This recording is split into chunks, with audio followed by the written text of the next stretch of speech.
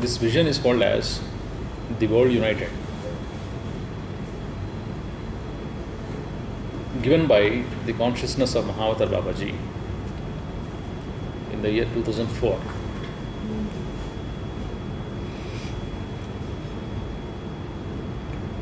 After getting the insight about this vision, I reduced my 7-day-a-week practice, surgical practice, to a 2-day-a-week practice now. And the impact of the vision is so strong now that the world has to be united on the basis of spiritual awakening. An individual spiritual awakening is a must for the global spiritual awakening. When I say awakening, it is getting up from sleep, getting up from the slumber, waking up to a vision, waking up to the truth, and executing the vision of your life, which is the voice of your soul. It happens when you get centered, when you get grounded. When you get centered, the consciousness gets awakened. Before you have any vision in your life, you will be very happy. In the sense, you don't have any burden, you don't have any challenging situation, except for the domestic and professional issues. But when you have a vision, when you are very clear about the vision, you don't have time to rest. Yeah. And the lifespan of the human being is too short. Even if we take a person living for 100 years, if you take it into days, it is only 36,500 days. For the very short lifespan, much of the time is being wasted for competition, comparison, developing a lot of prejudices, biases, having a lot of judgmental attitudes, having the routine, mundane world problems into the head and getting gravitated because of them. But an awakened man cannot be gravitated by all these things because he's connected. He's connected to himself. Once he's connected to himself, he's connected to the cosmos. So the world united vision has been given by the entity popularly known as the Mahavatar Babaji's consciousness. And the consciousness guided me to initiate the first World Parliament on Spirituality, which happened in Hyderabad in December 2012. That event has attracted people from 56 nations. And we form the Council of the World Parliament on Spirituality, continent-wise now. And second World Parliament, which will be after 4 years, 2016, should have in the premises of the World United. And now, while the World United Spiritual and Holistic Hub should be established ASAP and should be launched during the second World Parliament on Spirituality in December 2016, the vision with a single line motto of normalization of the breath of the mankind has been taken up now.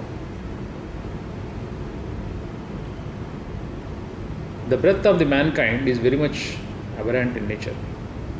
It is very much erratic and it has to be rectified. the time has come for the entire mankind to get rectify their breathing system. Why rectification? Because it is erratic. The breathing which should happen in a connective way, which should make you connected to the cosmos, is functioning otherwise. It is depleting your energy. It is making the mind more programmed, more conditioned, and finally one is becoming a victim of one's self-created, self-sculpted programmings of mind. All the behavior patterns of people have become much more reactive and robotic. And now, when you can normalize your breath by shifting from the thoracic breathing to abdominal breathing, deep abdominal breathing, something awakens. This awakening is called as awakening of hara consciousness. Hara means, in Japanese language, the center of your being, the center of your very consciousness. The hara is the center of your immunity. Hara is the center of your longevity. It is the center of your sexuality. It is the center of your intuition. It is the center of your creativity. It is the very core of you. So, hara is not a chakra. Hara is beyond chakras. Hara is much more than chakras. I say that it is the mother of all chakras, the root of all chakras. It is the major nourisher of all the chakras, energy meridians. So we have energy body having all the energy meridians, and we have consciousness body as well, where the meridian, key meridian is the hara, which is meant for eliminating one's ignorance, which absorbs the cosmic energy, which is the portal of entry for the cosmic energy. So the hara has to be awakened now. How it happens? How to awaken that? It gets awakened by simply normalizing the breath. The word spirituality came from spiritus, Latin spiritus, which means breath. Ritual means practice of your breath. The breath is something which is flowing in the body without your volition. The lungs are taking the breath, the body is taking the breath, you are not taking the breath. So now you have to take the breath. A normal way. What is a normal way of taking breath? If you observe the child, the breath happens only in the abdomen. It doesn't happen in the chest, it stands still here. If you take any animal, it is always stands still in the chest. Only abdomen moves. The diaphragm is on movement with every breath. With every abdominal movement, the hara gets awakened. Chest breathers are always anxious people, are always agitated people. They live in a lot of agony, depression, anxiety, frustration. When the breathing is simply pulled down towards one's lower belly, where the hara is located 2 inches below the navel point, something magical happens. That magic is called as awakening. Awakening of your consciousness. You get up to your vision of life. You get up to the truth. You stand naked in front of the truth. Shamelessly pursue your path ruthlessly.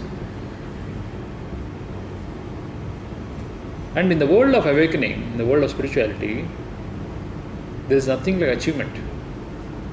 There are no achievements in the world of spirituality. Achievements exist only in mundane world. the Vibgyor world, the three-dimensional world. When it comes to the world of awakening, alignment is there. You get aligned to the cosmic structure, the cosmic intelligence. You get tuned to the cosmic intelligence. So much so that you become cosmos, you become God. If at all we describe and define ourselves in terms of purpose of life, the only purpose of any human being is to become a God.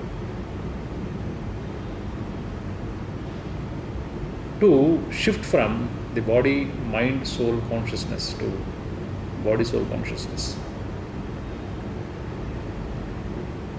No mind. Dropping your head totally. Dropping your mind totally. So that the center of consciousness shifts totally from head to the belly. The breathing has to be abdominal in nature. This breathing can be called as the child's breathing, or a yogi's breathing, or animal's breathing, diaphragmatic breathing, or hara breathing. To learn it, it doesn't require any technique. There is no technique. Because there is no technique, you do not require any concentration. You don't get awakened because of concentration. When you drop your concentration, you will get awakened. When you are at ease with yourself, you get awakened. When you are more calm and composed inside, you get awakened. When you are more relaxed, you get awakened. When you live without any active interventions, but with passive attention towards one breath, you get awakened. The key is the passive attention here. When the attention is more passive, you get awakened. So the passive, gapless attention is the key mantra for the awakening of your consciousness. Awakening is meant for human beings because these people always sleep. Sleep talkers, sleep thinkers, sleep listeners, sleep doers of so many things. When it comes to children, animals and yogis, they are different. They are only body, soul entities. Mind is dissolved, disintegrated, and they are centered. The word training is meant for only animals, domesticated animals. We domesticate the pet or dog. Throw the ball, Tommy, go and bring it. The same way we are domesticating each other. So much so that something called as culture has emerged. And all these trainings, which are otherwise called as conditionings or domestications, are meant only for animals, not for human beings. For human beings, awakening is a key word, not training. Awakening is against training. Getting up from sleep, untraining is awakening. Dropping yourself, sinking yourself to your abdomen is called as awakening. And that awakening happens with the help of breath. And to practice the awakening of aura consciousness, there are certain prerequisites.